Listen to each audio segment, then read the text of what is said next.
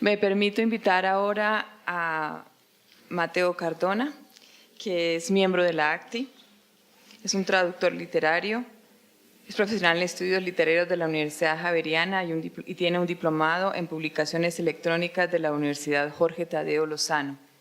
Es además editor académico certificado de la Asociación de Editoriales Universitarias de Colombia, ACEUC. Traduce del francés y del inglés y fue galardonado con una beca de traducción del Instituto Caro y Cuervo del Ministerio de Cultura en el año 2011. Gracias, Mateo. Gracias a ti, Marisa. Buenos días. Cuando los españoles llegaron por primera vez a estos territorios que hoy llamamos con cierta ingenuidad, no exenta de ironía, Colombia, que significa, como ustedes saben, tierra de palomas o tierra de Colón,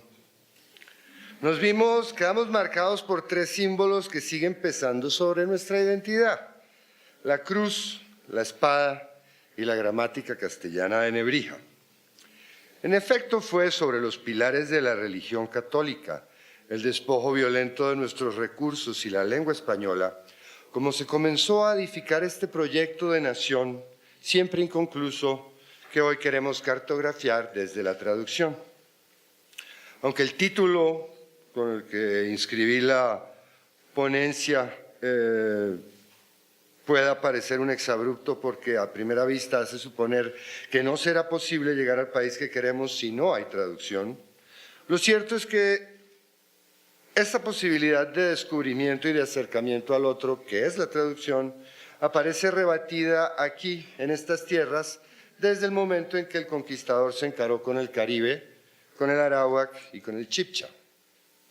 A pesar de que el desencuentro original se ha prolongado en el tiempo en términos de una flagrante desigualdad, marcado por el sino del conflicto y la dominación, y que en los siglos que vinieron después la lengua del invasor terminaría por imponerse a la diversidad de lenguas que hablaban los nativos de esta parte del Nuevo Mundo, estas no se han extinguido del todo, bien lo sabemos, y la misma Constitución Política del 91 lo reconoce cuando dispone que, comillas, las lenguas de las diferentes etnias también son lenguas oficiales en sus territorios, cierro, y que, nuevamente comillas, la enseñanza que se imparte en las comunidades con tradiciones lingüísticas propias será bilingüe.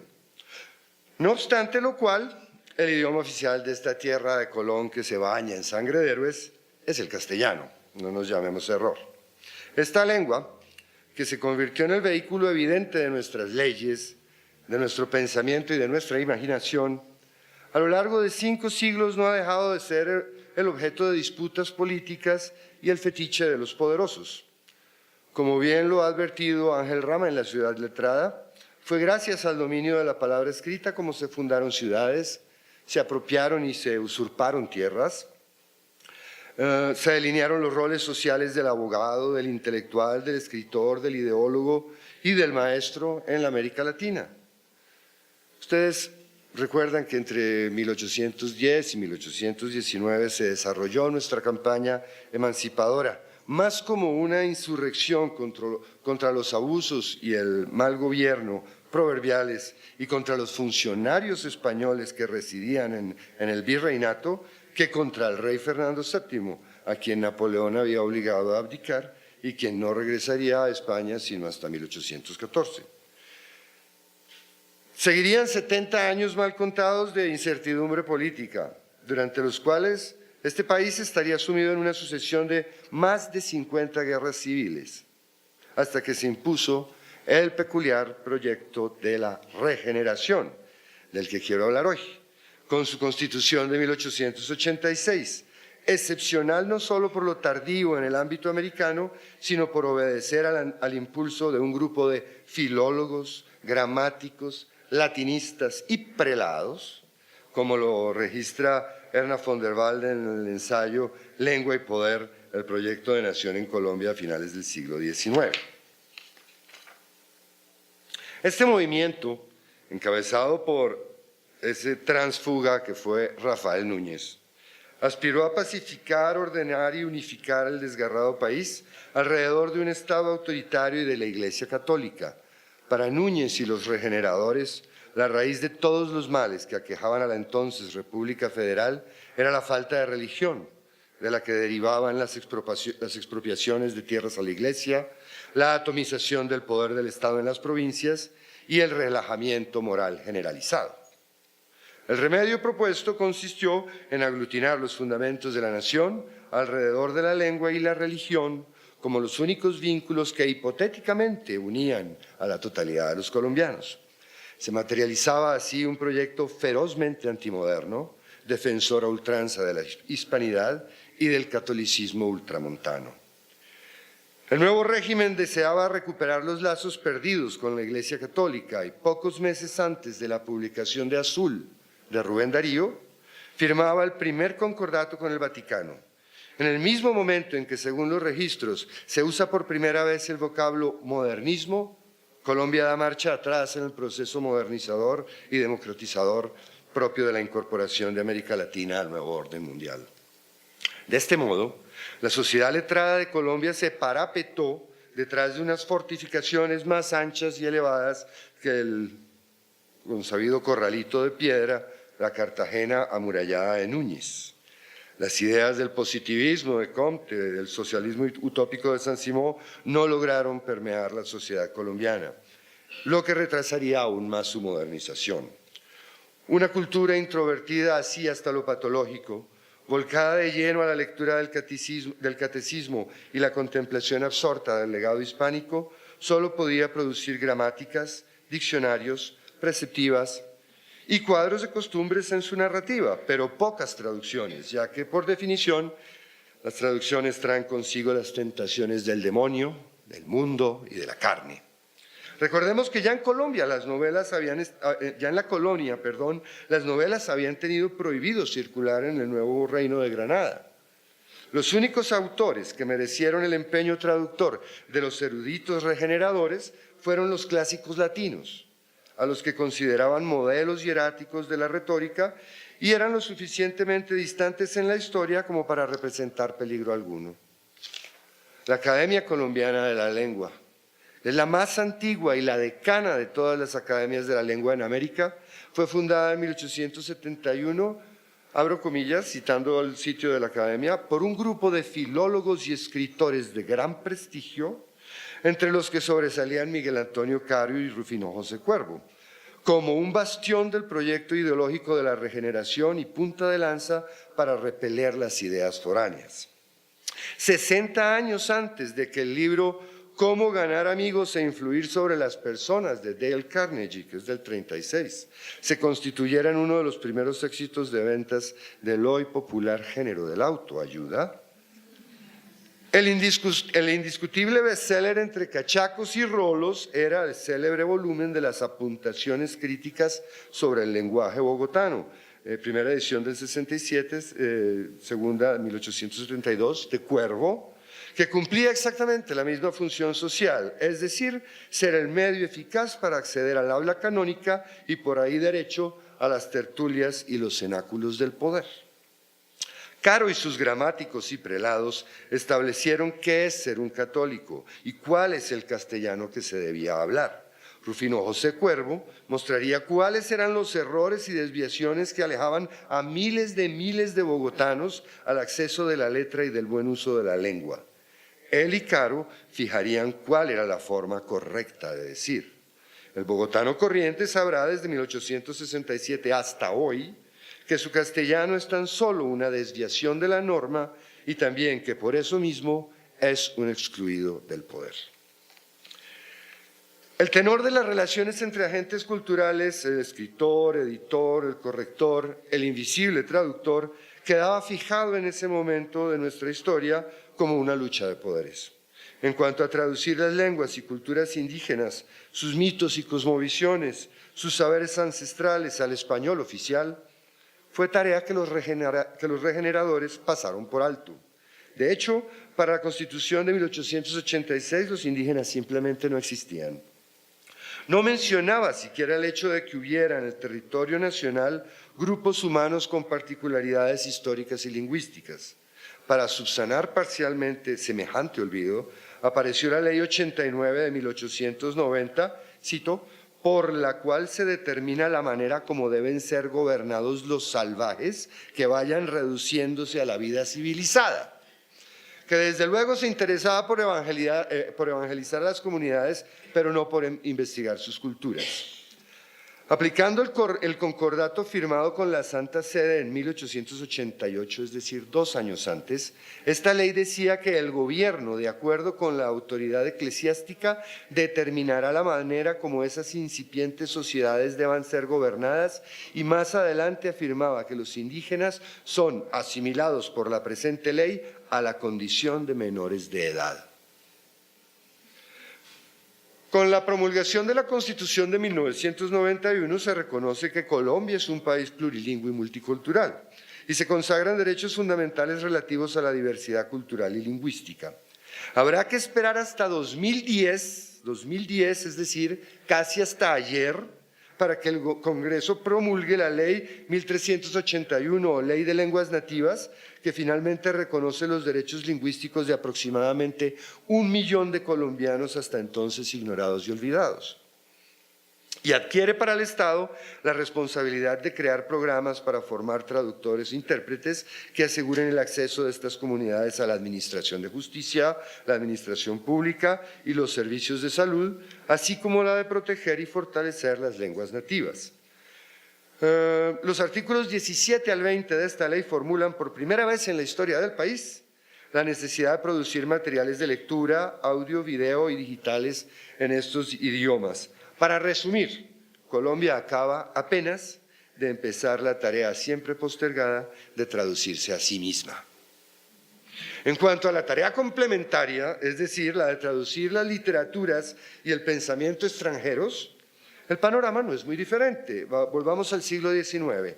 La principal figura del movimiento regenerador fue Miguel Antonio Caro, vicepresidente en 1892 y presidente en el 94 de la República. Redactó la Constitución de 1886 y dirigió la Academia Colombiana de la Lengua. Tradujo a Horacio, Catulo y Virgilio y desde luego nos dejó una gramática de la lengua latina, un tratado sobre el participio, un soneto a la patria, patria te adoro en mi silencio mudo, ¿sí? Otro soneto a la mujer y muchos ejercicios de estilo y rima que la posteridad ha honrado con su indiferencia. Fueron sus banderas recuperar lo español, alejar el país de las nefastas influencias del pensamiento francés y del utilitarismo británico y buscar un orden inmutable que rigiera por igual la ciencia del lenguaje y los principios morales. Para el diplomático argentino Miguel Cané, el espíritu de Caro había nacido, se había formado y vivía en pleno Madrid del siglo XVI.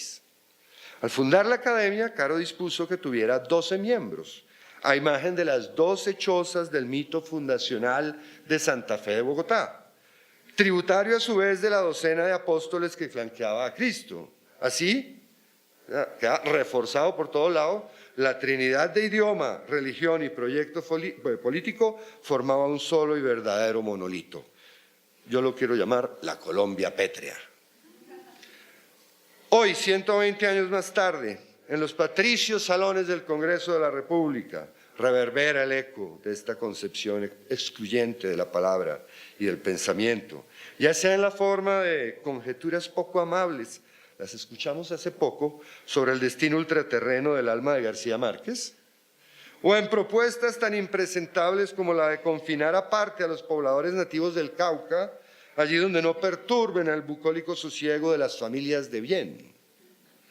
Poco ha cambiado la élite terrateniente en estas comarcas fértiles en palomas y en violencias. Si al poeta Valencia le parecía razonable sacrificar un mundo para pulir un verso, a su bisnieta le da lo mismo sacrificar un pueblo con tal de elevar un poco la cerca.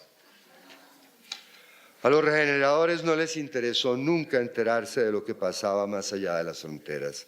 De lo que se trataba aquí era de cultivar la expresión más pura de la lengua castellana, conservarla inmarcesible como un floripondio de papel. En su origen estaba Dios con mayúscula, el Dios de Isabel y Fernando. Era deber de eruditos y gramáticos proteger, cuidar, limpiar, fijar y dar esplendor a los sentidos de las palabras, para evitar que expresaran ideas contrarias a la moral.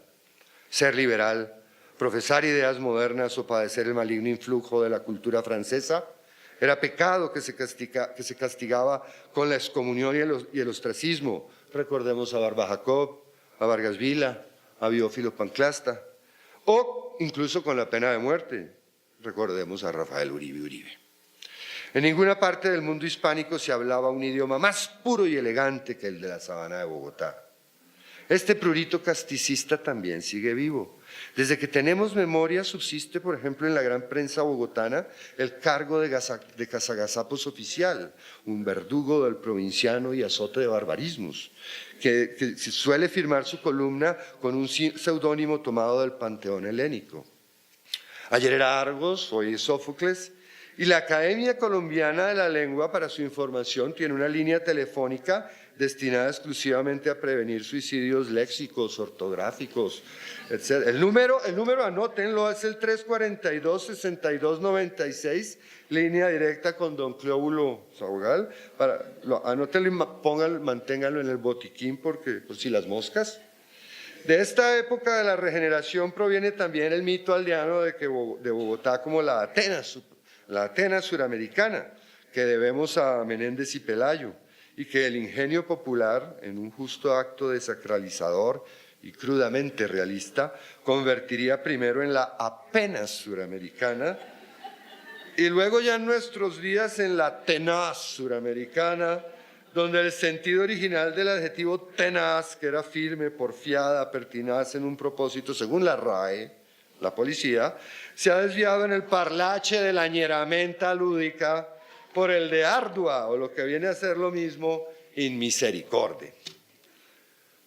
Hasta ahí Caro, Núñez y compañía. En las antípodas de estos señores, bueno, de Caro, a quien la posteridad convertiría en epónimo de un colegio militar y de un batallón de infantería, encontramos la figura de Baldomero Sanincano.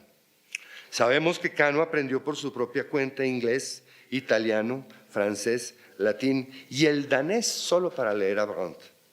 Ya a los 24 años de edad, recién llegado a Bogotá desde Medellín, el ejercicio de la traducción le permitía a él cuadrar un poco sus ingresos de profesor particular, y al quedar varado en Londres en 1909 a raíz del derrocamiento del presidente Rafael Reyes, que ha sido su patrocinador, volvió a vivir de dictar clases de español y de hacer traducciones. Introductor en Colombia del concepto de modernismo y por lo tanto precursor del muy querido por ustedes Rafael Gutiérrez Girardot. Amigo de José Asunción Silva y del general Uribe Uribe, el apóstol, paladín y mártir de la fuente del Parque Nacional. Fue un cosmopolita y probablemente el más moderno de los colombianos del fin de siglo. En el ensayo de lo exótico de 1824, Sanincano denuncia... No, ahí tengo un error, la fecha está mal. Sanincano denuncia la estrechez de miras de los críticos que exaltan los nacionalismos, enumera las ventajas de leer literaturas extranjeras y constata que en España, que siempre ha sido xenófoba, lo que llaman moderno, cito a Cano, lleva siempre atrasadilla la fecha. Más adelante formula una distinción clave.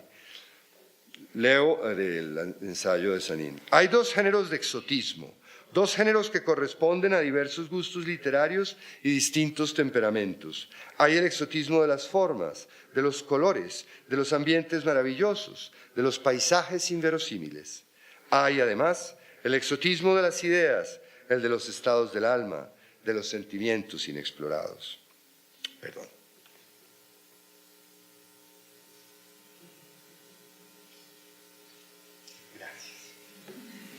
El primer tipo de exotismo le parece superficial, un mero recurso retórico que acude al color local para despertar sensibilidades aletargadas en momentos en que el arte deriva hacia lo puramente ideológico. En cambio, el segundo tipo, el exotismo de las ideas, que relaciona directamente con la actividad traductora, le parece enriquecedor y digno de encomio. Leo a Sanín. Hoy el amor a lo exótico es algo más trascendental. El hombre moderno que traduce no anda en busca de colores, tiene la nostalgia de aquellas regiones del pensamiento o de la sensibilidad que no han sido exploradas. Cuando se mueve en busca de mundos nuevos, va a renovar sus sensaciones, estudiando las que engendra una civilización distinta. Para eso viaja. Los modernos que dejan su tradición para asimilarse a otras literaturas se proponen entender toda el alma humana. No estudian las obras extranjeras solamente por el valor que en sí tienen como formas o como ideas, sino por el desarrollo que su adquisición implica. Para Sanín Cano, hablar de modernidad implica hablar de traducción. Sabe que el contacto con otras culturas hace del traductor un moderado en términos políticos por definición, anticipándose al que será el meollo del conflicto ideológico de la Europa de la primera mitad del siglo XX. Sospecha que detrás del concepto de literaturas nacionales se agazapa una teoría racial. Leo. En los siglos pasados los pueblos estaban muy ufanos de sus literaturas. Las cultivaban aparte con mucho esmero y ponían cuidado muy prolijo en que aquellas ideas y sentimientos no se fueran a confundir con los de otros. Tenían las naciones su tradición, creían en la absoluta diferencia de razas. Miraban como fenómenos perniciosos la mezcla de la sangre de unas razas con otras. Cada nación tenía un porvenir determinado ya por la historia. Todas se esforzaban por llegar a esa meta. Las literaturas estaban ahí para servir a dicha causa. Pero la literatura no puede ser ya un medio al servicio de la patria ni de la raza. Ella cuestiona, problematiza, introduce la duda, atiza la sospecha. Al igual que sus contemporáneos modernistas, Sanín Cano declara que el fin del arte es el arte mismo, no para ubicarlo en cierta intangible torre de marfil, sino para reivindicar su independencia frente a la amenaza de ponerlo a servir los intereses de los totalitarismos. Finalmente, se enfoca en lo que acontece en Colombia y denuncia ese provincialismo amurallado que la crítica universitaria descubrirá casi un siglo después. Dice Sanín, si a ti te dijeran que en ciudades como Bogotá, aisladas materialmente del resto del mundo, hay colonias intelectuales donde es fomentado el espíritu moderno, no lo hallarías inverosímil. ¿Te parece necesario? Las ideas andan más rápidamente que los trenes. No hay razón para que reconozcan fronteras. Sería abominable que las hiciesen guardar cuarentena. Y también, es miseria intelectual esta a que nos condenan los que suponen que los suramericanos tenemos que vivir exclusivamente de España en materia de filosofía y letras. Las gentes nuevas del Nuevo Mundo tienen derecho a toda la vida del pensamiento. Sanín Cano. En síntesis, el proyecto cultural e ideológico de la Colombia conservadora constituye apenas la copia de un pobre modelo español y por ello nos condena a la indigencia intelectual. Luego su oficio de traductor sale inevitablemente a relucir en un llamado a la acción que nos hace. Vivificar regiones estériles o aletargadas de su cerebro debe ser la grande ocupación, la preocupación trascendental del hombre de letras. Para este fin sirven a las mil maravillas las literaturas distintas de la literatura patria.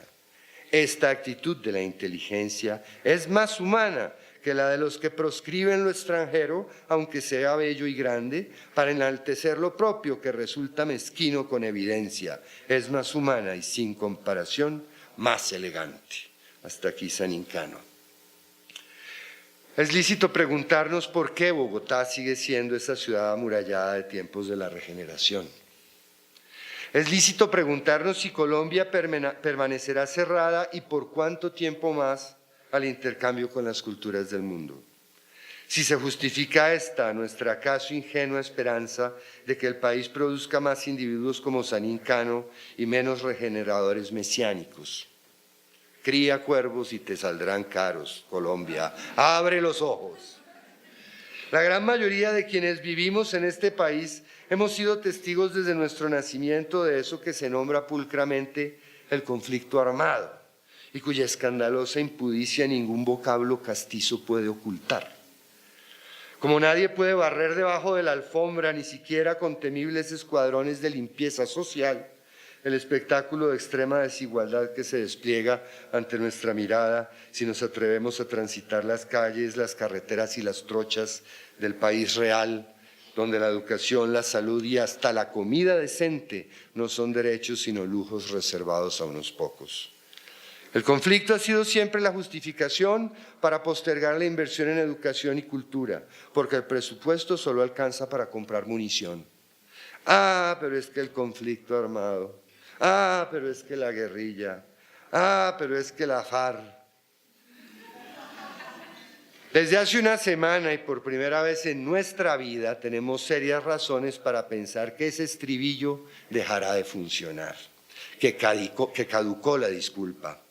Tenemos serias razones cuando vemos a los heraldos de la muerte aterrados desgañitarse anunciando el fin del mundo, como si no hubiéramos vivido ya el fin del mundo en Mapiripán, en Segovia, en Bojayá, en la Ciénaga Grande, en los Montes de María, en las comunas de Medellín, aquí en Soacha, en Buenaventura, en San José de Apartadó, en Juan Frío y en cada rincón de Colombia.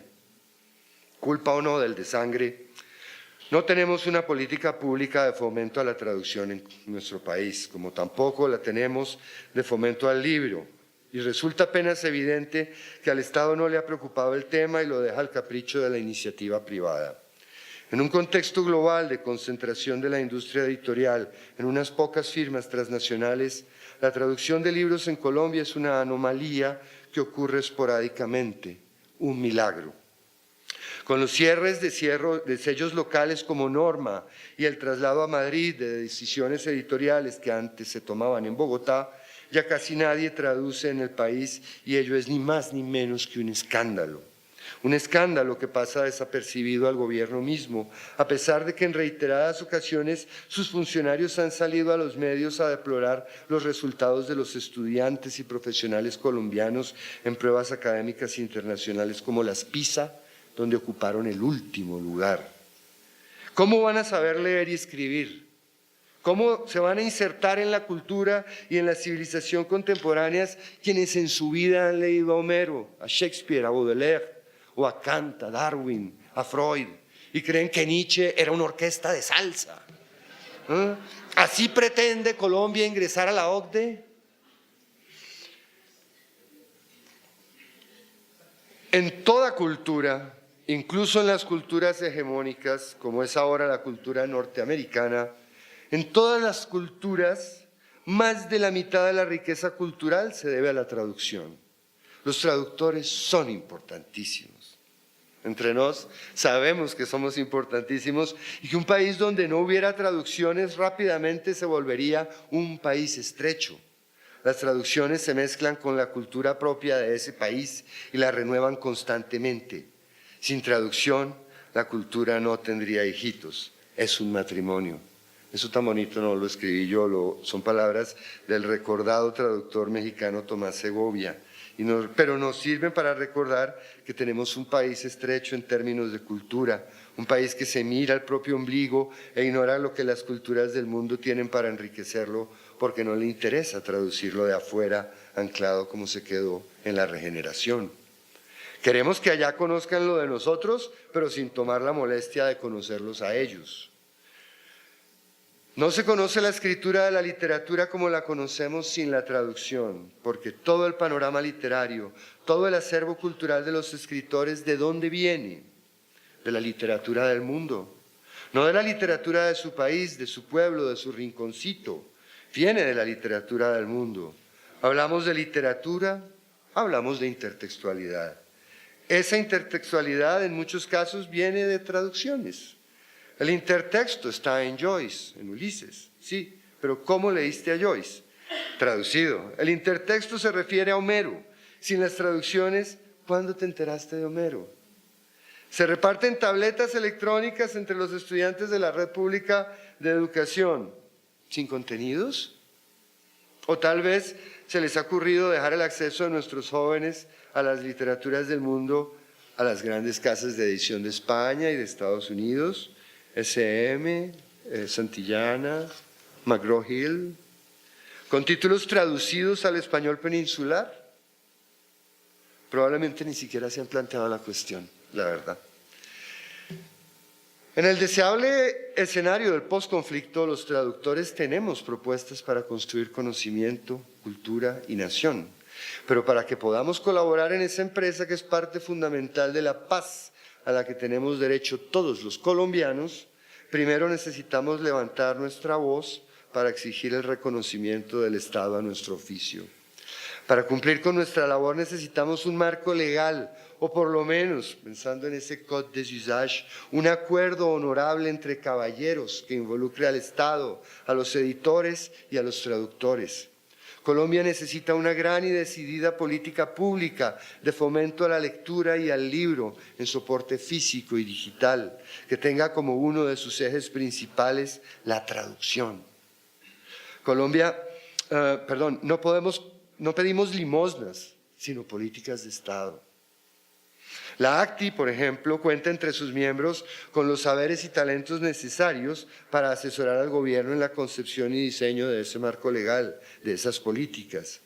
Desde aquí queremos decirle a la ministra de Cultura que tiene unos interlocutores a los que no ha escuchado ni atendido y que ya llegó la hora de hacerlo.